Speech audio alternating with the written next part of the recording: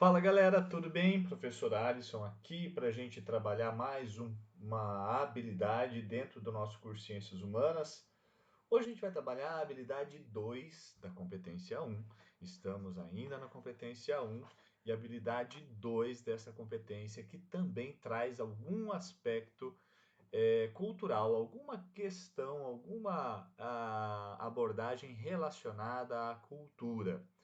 O que é a habilidade 2? O que traz a habilidade 2 dentro dessa competência?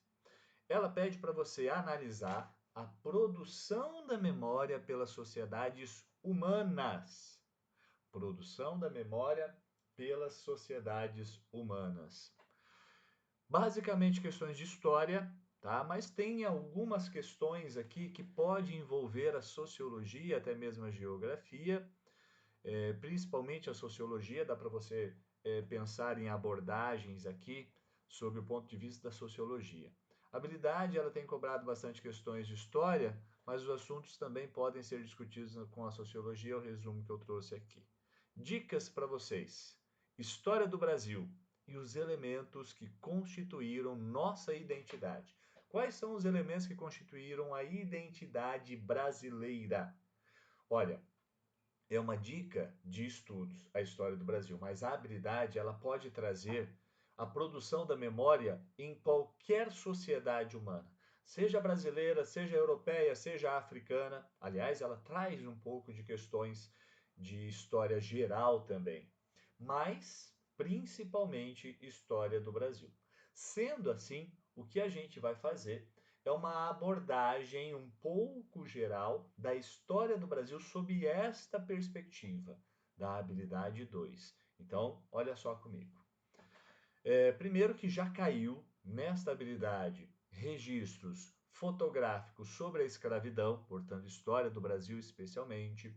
Já caiu textos sobre Tomás de Aquino, sobre Deus, ou seja, a memória através da história sobre aquilo que o homem pensa sobre Deus. Isso é uma produção de memória.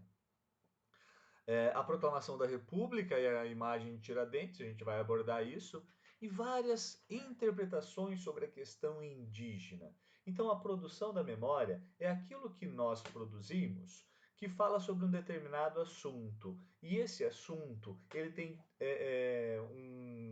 uma relação muito forte com a nossa identidade, com a nossa cultura. A história do Brasil ela tem momentos onde a produção da memória sobre a história do Brasil ela segue um roteiro. Ela pode até ser vista como forjada e nós temos sim, né, um elemento de produção da memória de uma forma idealizada. Aliás, algumas palavrinhas são importantes para você perceber a produção da memória em determinadas regiões. A idealização é um conceito importante para você entender a produção da memória. O que é a idealização? É você criar um imaginário.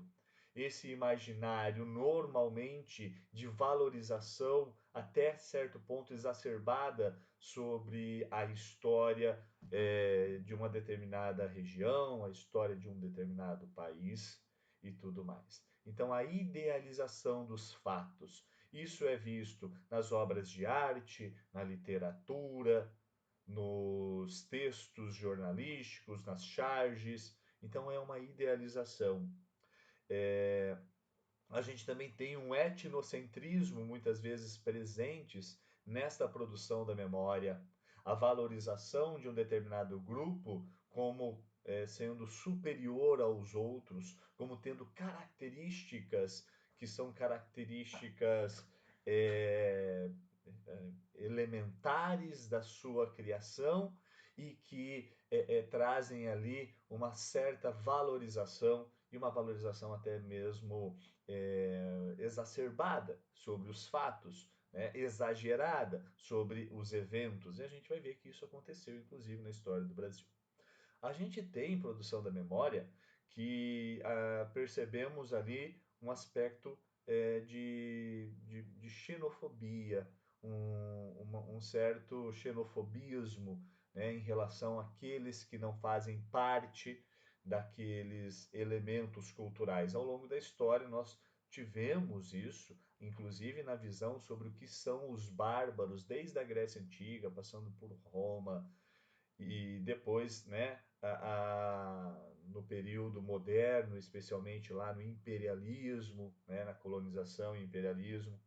E a gente tem, claro, né, de uma forma um pouco menos pesada, mas ainda assim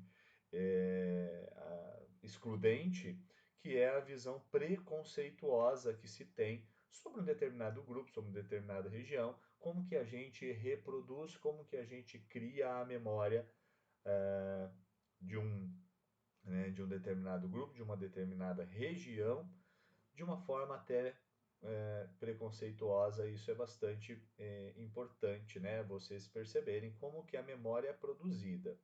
Para isso é necessário, e o foco de vocês é uma visão contextualizada. Para ter uma visão contextualizada, é necessário que você compreenda a história do Brasil, a história geral. Tenham na cabeça de vocês aquela sequência né, da divisão da história e o que caracteriza cada momento da história. Isso é importante. Eu vou trazer para vocês então como base a história do Brasil. Como que nós criamos memória sobre a história do Brasil? Então, a gente vai partir de algumas imagens que são importantes para a gente entender um pouco como que a gente idealizou, como que nós criamos a nossa própria memória. E aqui o tema que gira em torno da habilidade 2 é o tema de história e memória, certo? Aliás, história é memória. História é uma leitura do que nós temos de passado.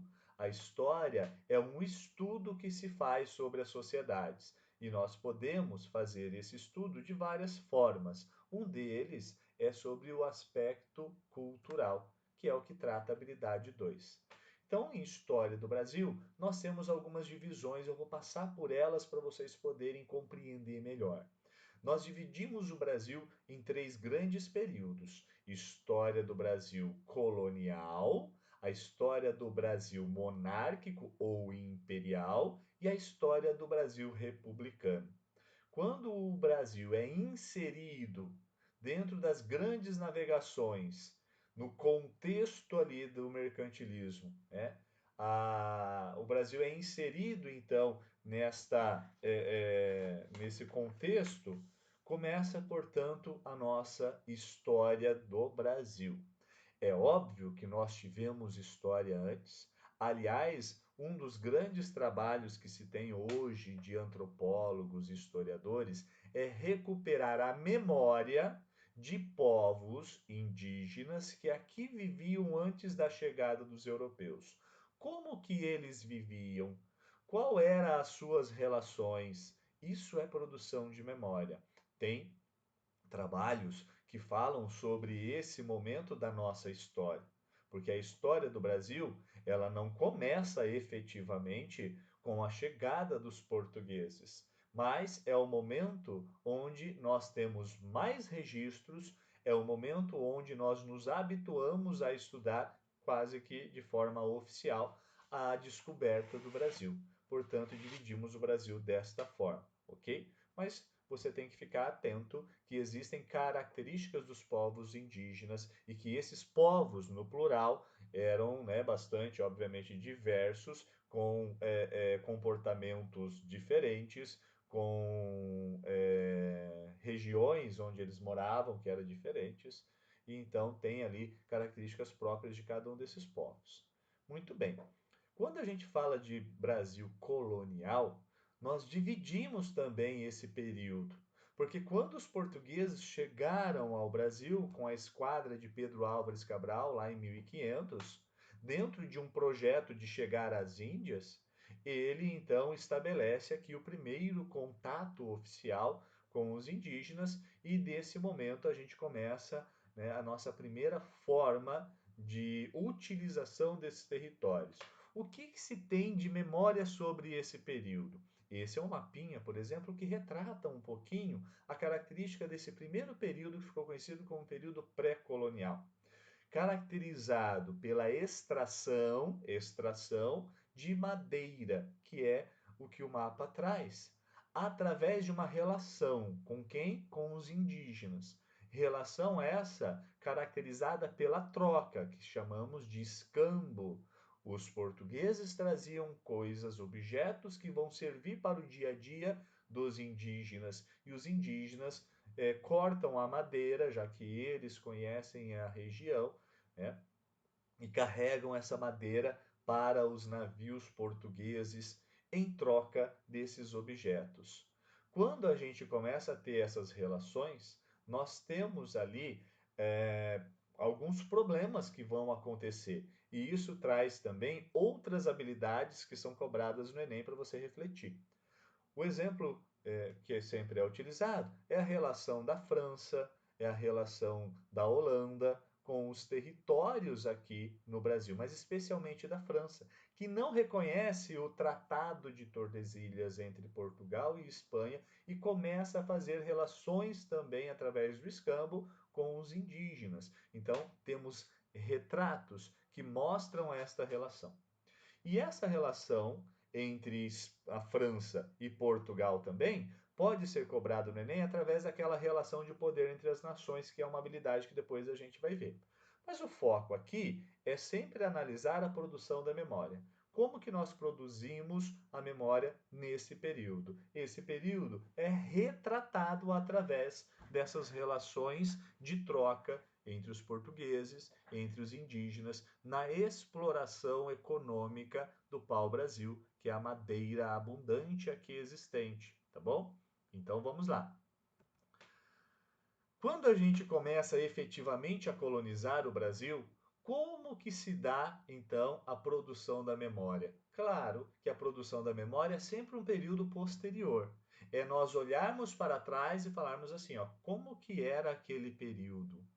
Como que nós guardamos as informações sobre aquele período? O que é importante sobre o período colonial, além, obviamente, de vários aspectos que vocês devem estudar: o aspecto econômico, o aspecto político e o aspecto social. Você percebe no período colonial o início da formação de uma população colonial, o início de um povo que vai caracterizar o que é o Brasil, certo? Então, como a gente está tratando de uma competência que fala sobre aspectos culturais, essa miscigenação de três grandes elementos étnicos vai ser bastante importante para você entender o que é o Brasil. Quais são esses elementos étnicos? O europeu, o indígena e o africano, que vem agora como mão de obra escrava e que vai, né, dentro das suas relações, formar o povo brasileiro através da miscigenação, certo? E aí nós temos já várias produções sobre esse momento da história, vários retratos que se tem sobre esse momento da história, pinturas e tudo mais que vão retratar e traz para a gente uma ideia. Como que foi, por exemplo, as relações sociais no período colonial caracterizado pela economia açucareira. Nós temos então aqui um retrato que mostra ali, né, uma família típica, né, daquele momento da nossa história, de um senhor de engenho, né, com seus filhos, com a sua família, com seus escravos. Então a gente tem uma relação social caracterizada por essa produção de açúcar que vai alimentar a metrópole dentro do Pacto Colonial, com uma mão de obra sendo utilizada basicamente pela escravidão africana. Mesmo assim, há também a questão dos indígenas que são escravizados, mas que existe um papel da igreja muito forte para que esses indígenas não sejam escravizados. Isso vai se dar principalmente pelos jesuítas. E os jesuítas então vão ter um trabalho de catequização dos indígenas e da tentativa de proteção dos indígenas contra a escravidão, certo? Então, uma outra forma de memória é analisar, por exemplo, os escritos destes jesuítas sobre a população indígena. E a população indígena é sempre um elemento importante da memória do Brasil. A população indígena é sempre um elemento importante da caracterização do que é o povo brasileiro ao longo da história, certo? Então, período colonial, 1500 de 1500 a 1522, né? Sendo que o período efetivamente colonial, com uma estrutura administrativa, se deu a partir de 1530, com a criação das capitanias hereditárias, que depois vão ser transformadas em governos gerais, e o Brasil vai explorar um produto. Por isso que esse período é conhecido também como um período de monocultura, numa palavrinha maior chamada de plantation. Monocultura com mão de obra escrava voltada para exportação, 3 elementos. Nesse período, a gente tem ciclos econômicos. O ciclo do açúcar, que na realidade nunca vai deixar de existir ao longo do período colonial, ele vai entrar em decadência. E ele vai entrar em decadência a partir do momento que o Brasil tem a concorrência holandesa. E essa concorrência holandesa, ela se deu porque a Holanda, gente, ela vai invadir parte do território brasileiro durante o período conhecido como União das Coroas Ibéricas. E lá no Nordeste, onde os holandeses invadiram, existe até hoje uma memória sobre esse evento que estão em monumentos, estão em obras que foram feitas pelos administradores holandeses naquele momento da história, especialmente o Maurício de Nassau. Então, há uma produção da memória sobre este evento do Brasil. Qual evento? As invasões holandesas, que depois, com a restauração da coroa portuguesa, serão expulsos do Brasil, especialmente por uma insurreição chamada Insurreição Pernambucana, quando os holandeses começam a cobrar lá dos senhores de engenho, né, todo o empréstimo e tudo mais, há uma revolta contra eles e eles são expulsos. Eles vão para as Antilhas e lá nas Antilhas começam a produzir açúcar, que vão concorrer com o açúcar brasileiro, porque antes os holandeses eram parceiros, agora eles são concorrentes. E a partir do momento que eles são concorrentes, o açúcar do Brasil entra em decadência. Só que existe uma coisa muito interessante para você entender a história do Brasil. Durante o período da União Ibérica, pensa comigo, o que aconteceu com o Tratado de Tordesilhas, que dividia o Brasil, né, hoje né, a região brasileira, mas que dividia ali a colônia espanhola da colônia portuguesa. O que aconteceu efetivamente com o Tratado de Tordesilhas durante a União Ibérica? Ele deixa de existir, certo? Ele deixa de existir.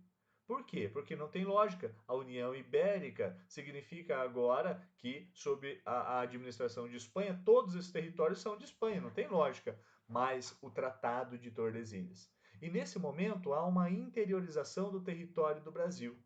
E aqui, gente, lá na frente vai ser resgatado uma figura para servir como mito fundador de uma sociedade. Estamos falando de memória, estamos falando de cultura, certo? Então preste atenção nesse momento da história.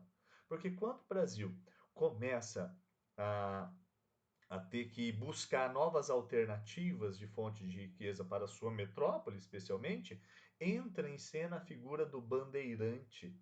O bandeirante, também chamado de vicentino, porque ele é lá da capitania de São Vicente, ele entra no território, tá? E ele é uma figura muito contraditória sob o aspecto da história, porque ele vai ser muito valorizado lá na frente pelos paulistas, porque ele é visto como o mito fundador da cidade de São Paulo, especialmente, mas ele era uma figura muito violenta que entrava no território, escravizava os indígenas, atacava as missões jesuíticas, né? Desmantelava quilombos, né? Matando, né? praticamente todos os habitantes de quilombos, dos quilombos. O exemplo maior é o quilombo de Palmares, que foi atacado por um bandeirante chamado Domingos Jorge Velho.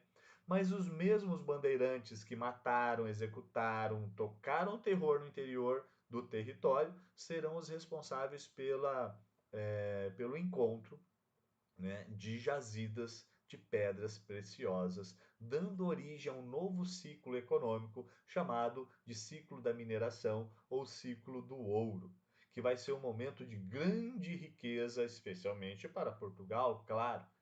Então a gente tem ao longo da história momentos onde os agentes, como no caso dos bandeirantes, eles vão ter ações super violentas que, sob o ponto de vista né, da isenção da história, vamos colocar assim, dos dias atuais, a gente não pode concordar que as pessoas tenham esse tipo de ação hoje, século XXI. Mas naquele contexto histórico, né, era o que normalmente era feito e os bandeirantes, portanto, tiveram papel de grande importância para o desenvolvimento econômico do Brasil, mas também sob o aspecto humano, eles fizeram grandes atrocidades e é assim que eles têm que ser vistos. Ou seja, qual é a memória que se tem sobre os bandeirantes? E qual é a memória que se tem sobre esse ciclo do ouro no Brasil? Esse ciclo do ouro do Brasil, a memória que se tem é que ele trouxe grande transformação para a sociedade brasileira, para o Brasil, enquanto colônia ainda, porque ele vai ser responsável pela interiorização do Brasil. Esse ciclo do ouro vai ser responsável pela troca da capital do Brasil de Salvador para o Rio de Janeiro, para ficar mais próximo da região de extração.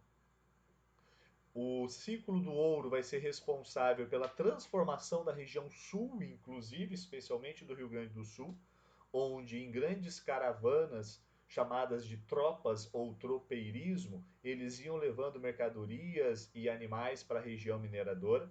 Então, a região mineradora ela transforma a sociedade de uma forma quase que estática da época, né, do açúcar para uma sociedade um pouco mais autônoma, um pouco mais dinâmica. A sociedade mineradora ela é tão transformadora que ela vai inclusive influenciar na arte no Brasil. E aqui vale um parênteses, estamos falando de memória, estamos falando de cultura, sempre esse o ponto. Durante o período da exploração do ouro no Brasil, a gente teve a expulsão dos jesuítas pelo Marquês de Pombal. E o Marquês de Pombal, quando expulsou os jesuítas do Brasil e lá de Portugal, dentro daquilo que ficou conhecido como despotismo esclarecido português, a gente vai ter aqui a expulsão, então, desses religiosos, mas não a expulsão da religiosidade, é óbvio, certo? Então vão surgir irmandades leigas que vão, claro, né, continuar suas práticas religiosas no Brasil. E a gente tem um evento muito importante nesse momento, que é o surgimento do barroco brasileiro, especialmente do barroco mineiro. Por quê? Contexto da história geral. Estamos em plena reforma protestante e contra a reforma da Igreja Católica. Os jesuítas fazem parte dessa contra-reforma da Igreja Católica. Porém, a gente vai ter a expulsão dos jesuítas aqui. A religiosidade ali na região das Minas Gerais, ela continua muito forte, porém sem a intervenção oficial da igreja. Isso vai fazer que no campo das artes, especialmente no barroco, né, na pintura, na arquitetura, ela se desenvolva sem essas amarras, o que fez surgir o barroco brasileiro, especialmente na pintura do mestre lá Ataíde e na arquitetura e na escultura do Francisco Lopes Lisboa, o famoso Aleijadinho. Tá? E na literatura a gente tem o surgimento do arcadismo, e nomes como Tomás de Aquino, né? Cláudio Manuel da Costa, que vão ser os expoentes desse movimento literário e que depois vão participar nesse momento da história também da Inconfidência Mineira. Por quê? Porque a gente começa a ter aqui no Brasil também as revoltas nativistas, as revoltas que já demonstram um pouco a insatisfação com a metrópole. Não é ainda um sentimento nacionalista, tá? As primeiras revoltas, mas já demonstra uma insatisfação com a metrópole. E como que é a produção da memória sobre esse período? A gente tem ali vários quadros que representam essas revoltas. Você já deve ter visto a revolta de Beckman, lá dos irmãos, lá Beckman no Maranhão, que, né, não podiam escravizar os indígenas por conta da proibição dos escravos indígenas e que depois vão entrar em conflito, vão exigir da metrópole mudanças. Então, o objetivo são objetivos locais, né, que demonstram ali uma insatisfação com a metrópole. A gente vai ter outras revoltas, a Guerra dos Emboabas, entre os paulistas que encontraram ouro e depois entre os estrangeiros, aqueles que vieram de fora para a região mineira. Aliás, um crescimento populacional gigantesco nesse momento da história, onde Minas Gerais passa ali de uma população de menos de 200, 300 mil habitantes para quase 3 milhões de habitantes no espaço de 50 anos. Então, uma grande transformação do espaço, que é uma outra habilidade cobrada na prova do Enem, você entender a ocupação do espaço geográfico. E outras revoltas, né? Aqui tem uma imagem de uma revolta, que é a revolta de Vila Rica, ou a revolta Felipe dos Santos. Essa revolta que vai acontecer pela criação da Intendência das Minas e das casas de fundição lá na região mineradora, onde a metrópole vai apertar o cerco contra o contrabando e contra a sonegação, buscando fazer com que o quinto, ou seja, o imposto da quinta parte, ou dos 20% de arrecadação do ouro, seja cumprido através da fundição do ouro e, né, da retirada do que era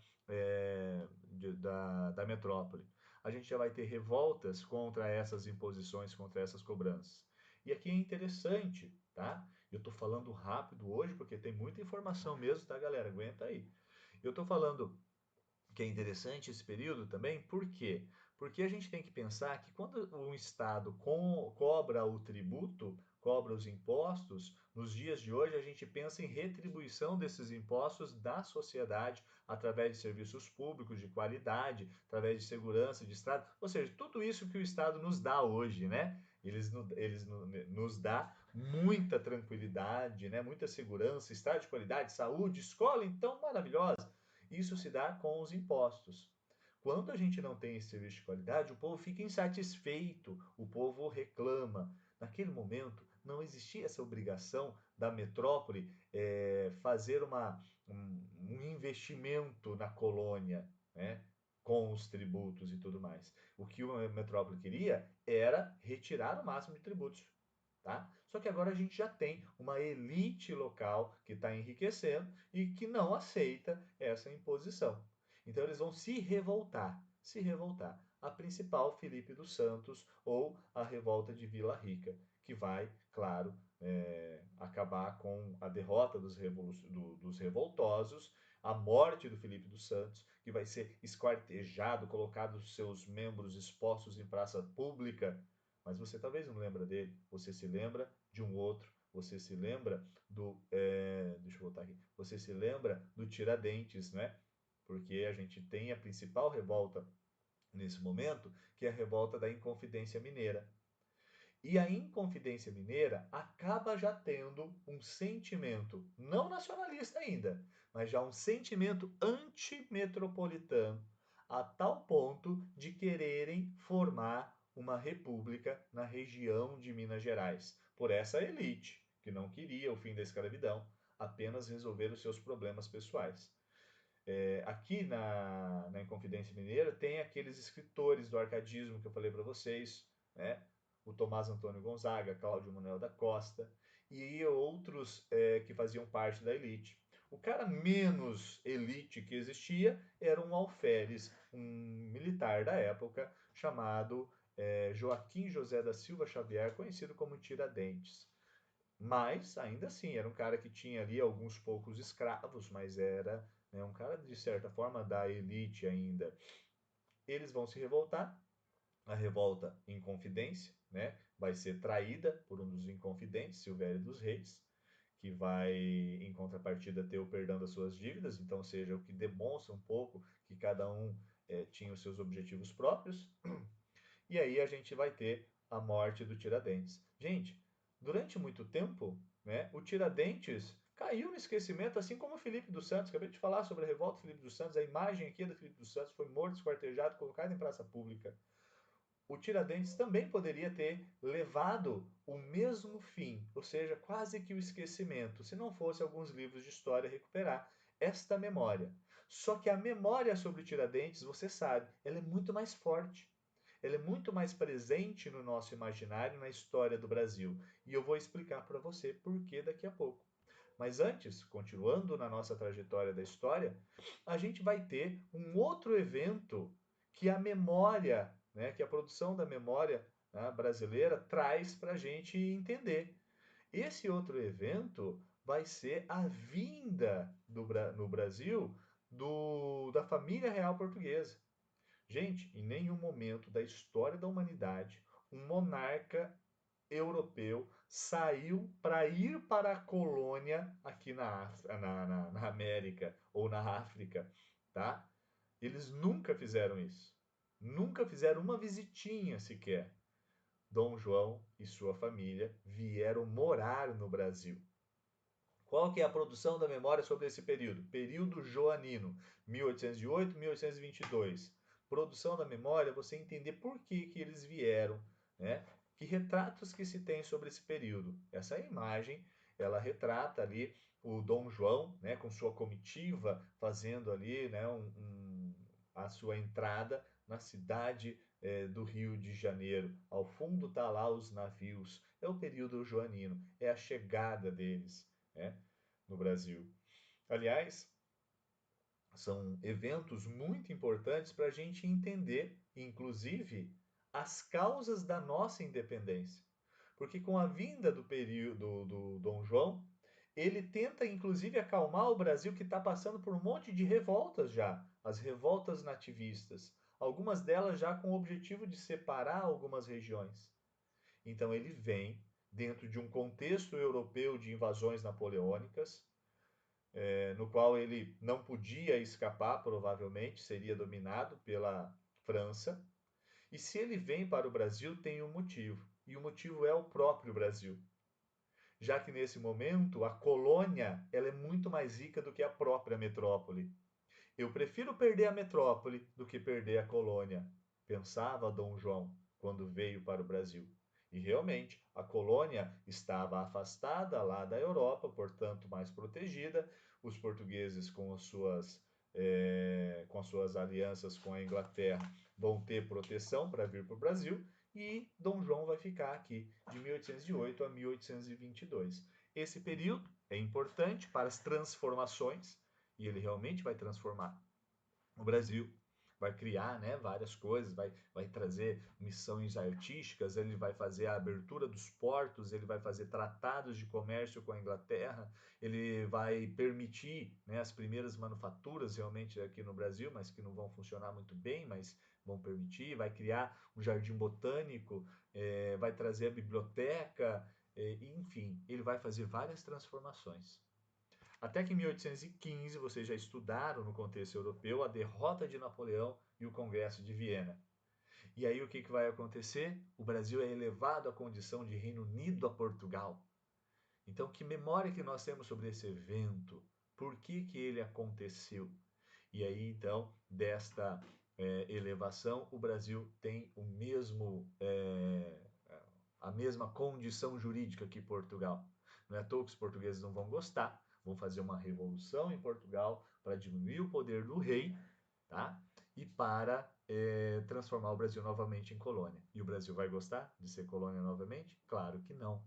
É nesse momento que o Brasil vai promover a sua independência. É nesse momento que o Brasil vai conseguir o seu terceiro elemento constitutivo, que é a soberania, certo? Então o Brasil proclama a independência, agora o Brasil tem um território, tem um povo e tem soberania. E qual é a memória que se tem sobre este período da história do Brasil? Nós temos ali vários retratos que mostram esse período. O Dom Pedro I, visto como um herói da independência, aclamado ali pelo povo, que estão celebrando a nossa independência.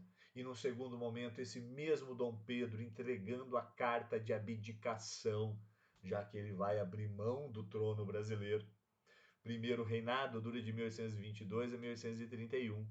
Como que se tem uma memória sobre o primeiro reinado? Sobre o aspecto, né, da memória desse período, o que normalmente é retratado? É retratado, por exemplo, a vida, inclusive, particular de Dom Pedro I, que foi escandalosa e que foi um dos motivos para ele perder popularidade no Brasil. Foi marcada pela sua luta lá na sucessão do trono português, já que o Dom João tinha morrido e ele, por ser mais velho, era herdeiro legítimo do trono, e ele queria que o trono fosse para sua filha, já que ele era imperador do Brasil. Mas o seu irmão em Portugal fez lá toda uma trama e ele teve que ir lá lutar contra o próprio irmão para conseguir, né, garantir o trono português para sua filha. Como isso acarretou, né, junto com outros problemas, inclusive pessoais e econômicos e tudo mais, uma impopularidade e uma oposição muito grande de Dom Pedro I, ele abdica o trono do Brasil e vai para Portugal. Deixa aqui no trono do Brasil o seu filhinho pequenininho, Dom Pedro II, que tão pequeno não podia governar. É por isso que o Brasil entra num período chamado de regência, que você já estudou. E aqui tem mais um momento importante que a gente chama de mito fundador. Por quê? Porque no período regencial vão surgir no Brasil várias revoltas regenciais, várias revoltas, né, provinciais. Porque o Brasil era dividido por províncias. Hoje se chama estados, naquela época se chama províncias. E uma das revoltas provinciais mais estudadas e mais importantes é a Guerra dos Farrapos. É a Guerra Farroupilha, ou a Revolução Farroupilha, que aconteceu no Rio Grande do Sul. E você talvez já tenha ouvido falar sobre esta guerra. Para quem é do Sul, especialmente do Rio Grande do Sul, muitos valorizam demais esse momento da história do Rio Grande do Sul, até como um mito fundador do que é ser gaúcho hoje. E a Guerra dos Farrapos serviu para esse sentimento. Então ela é muitas vezes trazida como um mito fundador, mas ela não deixa de ter as suas contradições. Então qual que é a memória que se tem sobre a Guerra dos Farrapos? Durante muito tempo foi uma memória de uma grande valorização daquele evento para a cultura gaúcha. Mas depois foram sendo feitos estudos que foram demonstrando outras contradições, né?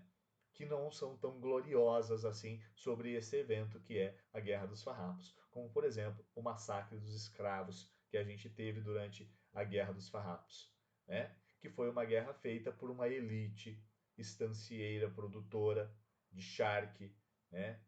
Detentora de animais, que vão lutar contra os tributos do governo imperial, né? E que a princípio não querem proclamar uma república, mas que acaba levando a isso, né? A uma proclamação da república. Então, como que é a produção da memória sobre este período? Como que os gaúchos valorizam esse evento? E o que realmente aconteceu nesse evento, né? Para ser tão valorizado assim e também criticado hoje por vários autores, especialmente sobre a condição dos escravos na luta. Enfim, Dom Pedro II se torna maior de idade a partir de uma mudança na lei, que ficou conhecida como golpe da maioridade, para tentar amenizar essa situação de conflitos e quase que leva o Brasil à ruptura, né, territorial.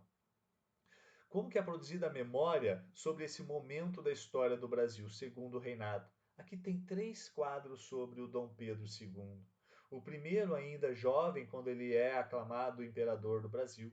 O segundo, no meio, né, já do seu governo, onde o Brasil consegue uma certa estabilidade, e ele sempre retratado como um homem centrado, um homem das letras, um homem inteligente, que foi realmente bastante respeitado, especialmente fora do Brasil.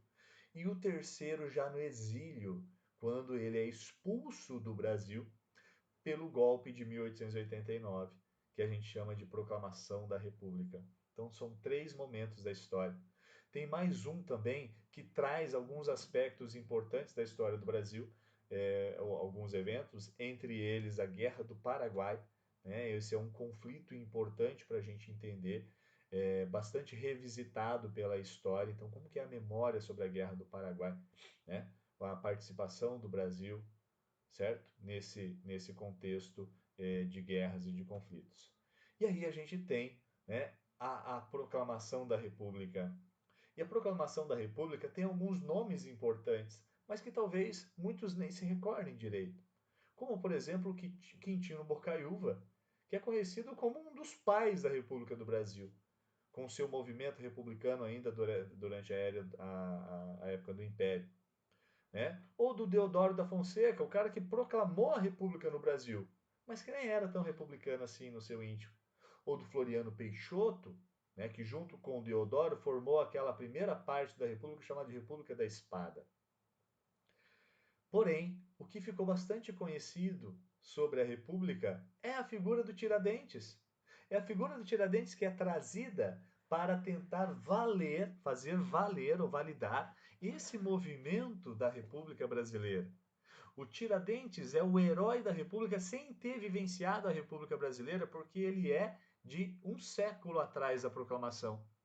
Ele é de 1789, lá na Inconfidência Mineira. É nesse momento que a figura do Tiradentes é retirada do seu contexto e trazido para outro, produção da memória. Olha só.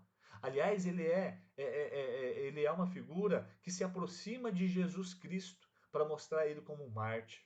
Mártir do quê? Desse novo momento da história do Brasil, que é a República, em detrimento de um passado imperial, né, que não deveria ser digno de memória, de mudança. Tanto é que os republicanos, eles tentam apagar a memória sobre esse passado imperial.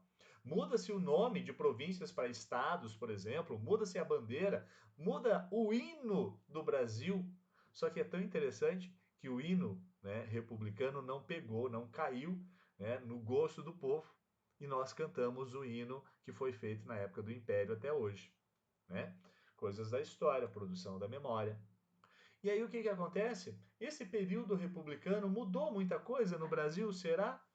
Como que nós vemos esse período republicano? O período dos barões do café, né? O período de uma tentativa de modernização, especialmente do Rio de Janeiro, a construção dos grandes casarões, a tentativa de uma reforma urbanística lá no início do século XX, que vai acarretar revoltas, inclusive, né, a famosa revolta da vacina que vai acontecer por conta dessa modernização e por conta, né, da política de vacinação e de controle que vai se ter de doenças no Brasil.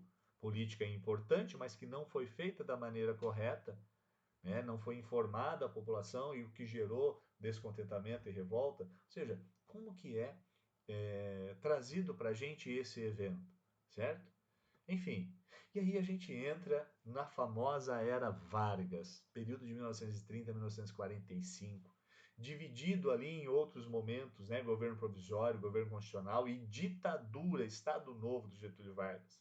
Esse Getúlio Vargas que tenta mudar o Brasil, caracterizado lá pela política café com leite, pela fraude eleitoral, pelo coronelismo, pelo domínio das oligarquias, ele tenta modernizar o Brasil. É a época, né, que o Brasil tenta sair de uma situação totalmente dependente da economia agrária para uma industrialização.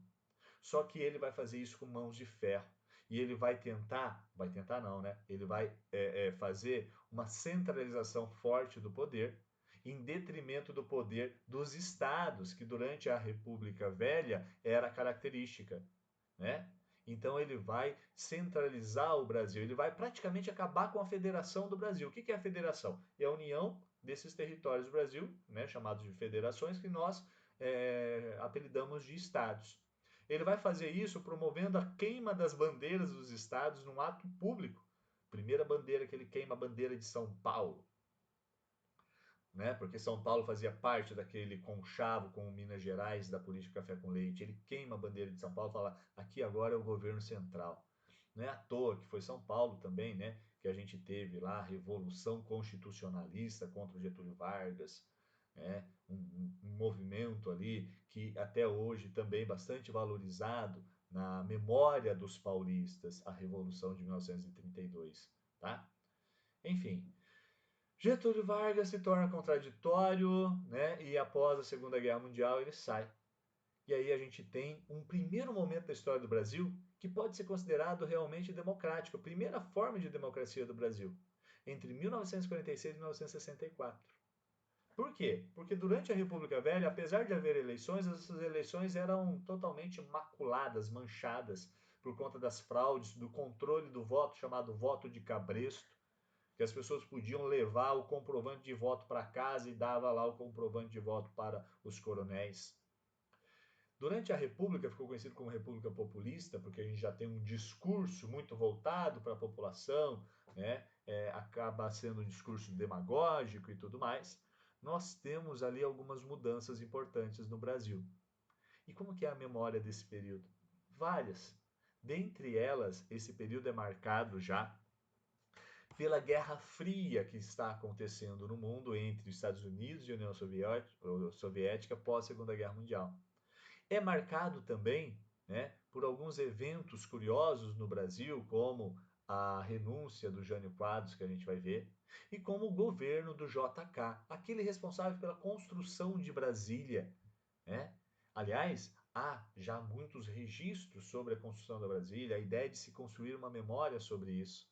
Aqui a gente tem, né, duas fotos, uma que mostra ali, né, o projeto da Avenida Monumental e hoje como é, né, essa região lá em Brasília, que depois cresceu pra caramba. Aliás, um outro tópico para vocês estudarem a habilidade que fala sobre migração, porque a gente vai ter uma grande migração para Brasília nesse momento aqui da história, ok?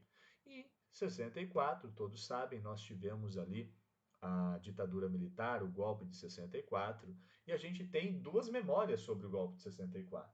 A memória dos militares, que não chamam de golpe, mas chamam de revolução, e a memória dos civis, em sua maioria civis, né, que, claro, chamam de golpe e demonstram o quanto esse governo foi ditatorial, como de fato foi, certo? Os militares tentam valorizar o crescimento do Brasil, o sentimento de nacionalidade, sentimento, né, de nacionalismo, através da propaganda e tudo mais. A oposição, de forma pacífica ou violenta, vão tentar se opor ao regime militar. Muitos deles sob, obviamente, a influência estrangeira, ou a influência dos Estados Unidos, ou a influência da União Soviética, porque a gente está no momento de Guerra Fria. Quando termina o regime militar, nós temos a produção de uma nova memória do Brasil. A memória de um Brasil agora voltado para a democracia e da valorização incondicional da democracia. Aliás, mais uma habilidade que depois a gente vai ver lá no Enem, porque a gente tem uma habilidade que fala justamente para a gente valorizar os fundamentos da cidadania e da democracia. Esse momento de abertura da política brasileira, ela teve, né, vários eventos que a gente pode analisar e que já são considerados, inclusive, contemporâneos, né? E um dos principais foi o movimento Caras Pintadas, movimento social, né, também cobrado numa habilidade do Enem, que acarretou o impeachment do primeiro presidente eleito no Brasil pós-ditadura militar, que foi o Fernando Collor de Mello. Aliás, de 1989 a 2019, para a gente fechar o ano, embora a gente já esteja no ano de 2020, nesse espaço aqui de 30 anos, nós tivemos, né, dois presidentes que sofreram processo de impeachment. Uma delas, né, foi recente e vocês, né, vivenciaram esse processo. Ou seja, como que nós guardamos essa memória? Como que é retratado esses períodos na história do Brasil, mas não só na história do Brasil, na história do mundo como um todo. É isso que normalmente o Enem ele gosta de trazer para vocês, tá? Enfim, poderíamos falar de várias outras formas de analisar essa habilidade. Eu quis trazer a história do Brasil como pano de fundo, tá? E como que já foi cobrado no Enem questões sobre esta habilidade. Esse material vai ficar claro aí dentro né, da plataforma para você depois analisar, mas você tem ali o acesso ao material com questões completas desde 2009, separada por habilidade, para você poder fazer depois essa habilidade.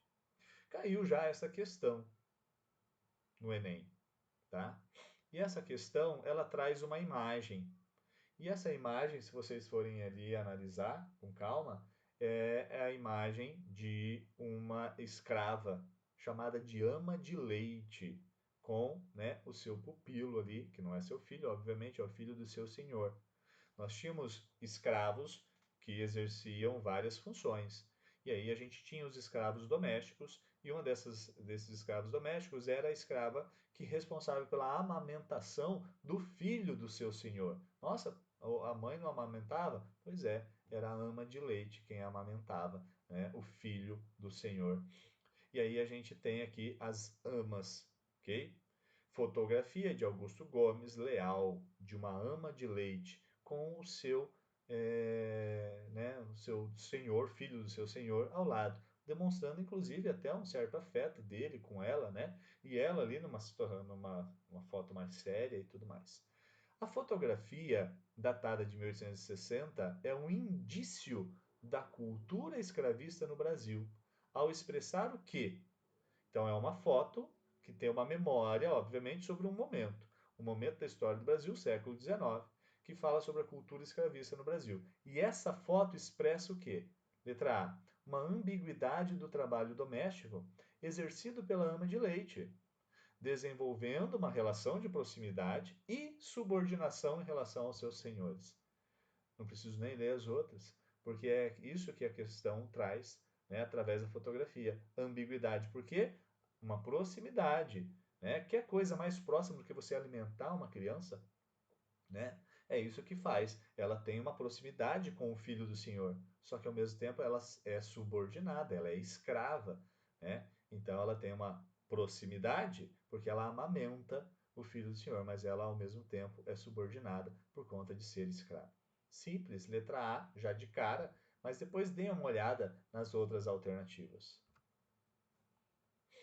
Outra questão desta habilidade. Comando da questão, que está em negrito, diz o seguinte na questão 2. No processo de transição para a República, a narrativa machadiana sobre a Inconfidência Mineira. Olha só que legal, a gente já tinha falado um pouco sobre isso. Então, Machado de Assis falando sobre a Inconfidência Mineira, tá? Narrativa. E ele diz o seguinte: o Instituto Popular, de acordo com o Exame da Razão, fez da figura do alferes Xavier, Joaquim José da Silva Xavier, o principal dos inconfidentes e colocou os seus parceiros à meia ração da glória. Merecem, de certo, a nossa estima àqueles outros. Eram patriotas. Mas o que se ofereceu a carregar com os pecadores de Israel, o que chorou de alegria quando viu comutada a pena de morte, enforcado, o esquartejado, o decapitado, esse tem de receber o prêmio na proporção do martírio e dos seus companheiros, pena que só ia ser executada nele. O ganhar por todos, visto que pagou por todos. É uma valorização da figura do Tiradentes. E olha a comparação religiosa que ele faz, né? Então, no processo de transição da República, a narrativa machadiana sobre a Inconfidência Mineira associa o quê? A redenção cristã à cultura cívica, vou ler todas agora, tá? A veneração aos santos e radicalismo militar, a apologia aos protestantes e o culto ufanista, a tradição messiânica e a tendência regionalista, a representação eclesiástica e o dogmatismo ideológico. Aqui, olha na letra A, redenção cristã, quando ele fala que ele se ofereceu a carregar com os pecadores de Israel, redenção cristã, redenção dos pecados, pela morte, e cultura cívica, porque ele era patriota, né? Ele se deixou martirizar, né? Uma cultura cívica. Portanto, letra A também. Eu vou falar mais uma questão e depois tem mais outras aqui para vocês responderem e a gente encerra a habilidade 2, a aula de hoje, tá? Já está dando quase 1 hora. O comando dessa questão diz: essa memória enfatiza e negligencia, respectivamente, o seguinte aspecto do continente africano. Veja que tem a palavra respectivamente. Então, tem dois elementos nas alternativas que você tem que buscar no texto na ordem. Beleza? Vamos lá. Respectivamente, que aspectos que a gente tem no continente africano que está sendo enfatizado ali, né? Um está sendo enfatizado e o outro está sendo negligenciado. Então vamos lá. O que ele enfatiza? A África também já serviu como ponto de partida para comédias bem vulgares, mas de muito sucesso, como Um Príncipe em Nova York e Ace Ventura. Um Maluco na África. Em ambas, a África parece um lugar cheio de tribos doidas e rituais de desenho animado. A animação Rei Leão, da Disney, o mais bem-sucedido filme americano ambientado na África, não chegava a contar com o elenco de seres humanos, ou seja, só animais. A produção cinematográfica referida no texto contribui para a constituição de uma memória sobre a África e os seus habitantes. Então, os filmes contribuem para a efetivação de uma memória. Essa memória enfatiza o quê? E negligencia o quê? Ela enfatiza a história e negligencia a natureza? Ela enfatiza o exotismo e negligencia as culturas? Ela enfatiza a sociedade e negligencia a economia? Ela enfatiza o comércio e negligencia o ambiente? Ou ela enfatiza o ambiente e negligencia a política? Ora, o texto fala que né, o cinema né, sempre teve ali algumas histórias meio doidas, né, de rituais e tudo mais, tá? É, uma coisa assim, né, muito louca. E ela negligencia o quê? Né? Mesmo maior sucesso que é o Rei Leão, né, ela traz ali apenas animais e tudo mais. Tá? Olha a letra B. O que ela enfatiza? O exotismo, a África vista como exótica. Se você já assistiu O Príncipe em Nova York, né? Aquele rei lá em Nova York, tá? Com aquelas roupas cheias, não sei das quantas, e dinheiro para tudo quanto é lado, porque os reis são ricos, né? E ela negligencia o que? A verdadeira cultura africana. Tanto porque é uma cultura muito, muito cheia de diversidade, porque a África é um continente muito grande, certo? E aí, galera, depois vocês vão resolver os outros exercícios que tem aqui neste documento e o que vocês têm também ali no, na senha de vocês aí da plataforma. Tudo bem? Entenderam a habilidade 2? Pois é, vejam a história. A história, ela é o resultado da produção de uma memória. Tudo bem? Essa memória, ela pode ser feita sob aspecto cultural, como é né, o objetivo da habilidade 2. Tá bom, meus queridos? Um abraço, até a próxima aula.